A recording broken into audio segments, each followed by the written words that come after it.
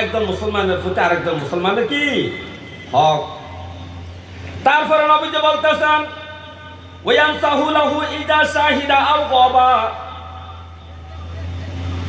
নবীজি বলেন, ও আমার উম্মতেরা, তোমরা একজন মুসলমান অপর মুসলমানের সামনে পিছনে উপস্থিত অনুপস্থিত, তোমার সামনে থাকুক আর বাড়িতে থাকুক, উপস্থিত থাকুক আর অনুপস্থিত থাকুক, তোমার মুসলমান ভাইয়ের জন্য তুমি দোয়া করবা, তার কল্যাণ কামনা করবা, তার ভালো চাইবা, আল্লাহর কাছে দোয়া করবা। আর রব্বে কারীম, ও আমার মাওলা, আমার মুসলমান ভাইকে তুমি নামাজি বানায়া দাও, আমার এই মুসলমান ভাইয়ের বিপদ উদ্ধার করে দাও, আমার এই মুসলমান ভাইয়ের সন্তানটাকে তুমি হায়াত দাও, আমার এই মুসলমান ভাইটাকে তুমি ভালো বানায়া দাও, আমার এই মুসলমান ভাইয়ের অর্থ সম্পদ দিয়া দাও, তার গরিবের হালাত দূর করে দাও, তার হজ করার সুযোগ দাও, তার নামাজ পড়ার সুযোগ দাও।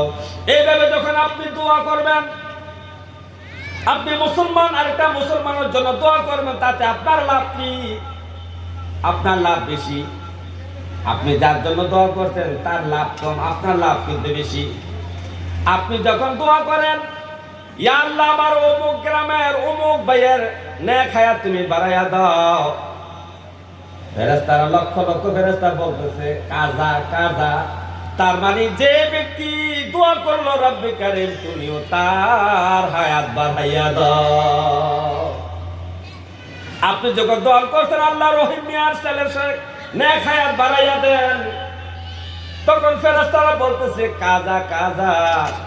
রব্বে কারীম যেই বেটা, যেই মুসলমান, যেই বান্দা অমুকের সন্তানের জন্য দোয়া করলো, আমরা সমস্ত ফেরেশতারা দোয়া করলাম তার সন্তানের অনেক হায়াত বাড়াইয়া দাও। আপনি দোয়া করলেন একজন, 10 জন, 20 জন, কিন্তু আল্লাহর ফেরেশতা অসংখ্য, তার সংখ্যা নাই। কোরআন হাদিসে কোথাও ফেরেশতাদের সংখ্যা লেখা নাই।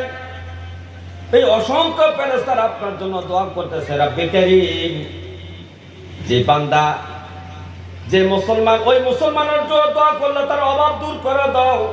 আমরা ফেরেশতারা দোয়া করতেছি, যে দোয়া করছে তুমিও তার অভাব দূর করে দাও। তাহলে আপনার তো বেশি লাভ, আপনার বেশি লাভ। আপনি যখন আরেক মুসলমানের জন্য বেশি বেশি দোয়া করবেন, ফেরেশতারা আপনার জন্য দোয়া করবে। ওই ব্যক্তি আপনার জন্য দোয়া করার দরকার নাই তো। আপনি আপনার শত্রুর জন্য দোয়া করেন, যাকে আপনি পছন্দ করেন না তার জন্য দোয়া করেন, সে আপনাকে দোয়া করার দরকার নাই। আপনার জন্য দোয়া কে করে? ফেরেশতারা। কে করে? ফেরেশতারা। আল্লাহুম্মা সাল্লি ওয়া সাল্লিম, আল্লাহুম্মা সাল্লি ওয়া সাল্লিম আলাইহি ওয়া আলিহি মাআহু আজমাইন।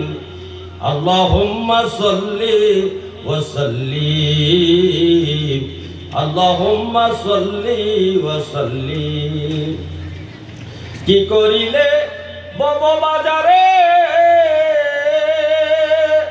তোমার হিসাব চলছে মন দেহের গরে, যুগ বিয়োগ করোনা রে মন থাকতেছে বাজারের দিন। আল্লাহুম্মা সাল্লি ওয়া সাল্লিম, আল্লাহুম্মা সাল্লি ওয়া সাল্লিম আলাইহি ওয়া আলিহি মাআহু আজমাইন। আল্লাহুম্মা সাল্লি ওয়া সাল্লিম, আল্লাহুম্মা সাল্লি ওয়া সাল্লিম। মাওলা তোমার দয়া বিনে কার সাধ্য আছে তোমায় সাধনে। দাবি মোদের তোমার বন্ধু, দাবি মোদের তোমার বন্ধু রাহমাতাল লিল আলামিন। আল্লাহুম্মা সাল্লি ওয়া সাল্লিম, আল্লাহুম্মা সাল্লি ওয়া সাল্লিম আলাইহি ওয়া আলিহি মাআহু আজমাইন। আল্লাহুম্মা সাল্লি ওয়া সাল্লিম, আল্লাহুম্মা সাল্লি ওয়া সাল্লিম।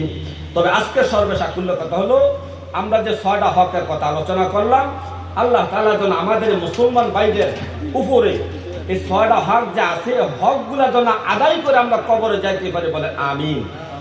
আমরা যেন এই 6টা হক আদায় করে কবরে যাইতে পারি। সবাই বলেন আমিন। আমরা অসুস্থ মানুষকে দেখতে যাব, আমরা মানুষ মারা গেলে জানাজা পড়ব, আমাদেরকে কোনো মুসলমান দাওয়াত দিলে গরিব হোক ধনী হোক আমরা দাওয়াত গ্রহণ করব, আমরা মানুষের সাথে মুসলমানের সাথে দেখা হলে সালাম দিব, আমরা মুসলমান হাসি দিলে আমরা ইয়ার হামুকাল্লাহ বলে দোয়া করব, হাসির জবাব দিব, আর মুসলমানের জন্য আমরা বেশি বেশি দোয়া করব। সে আমার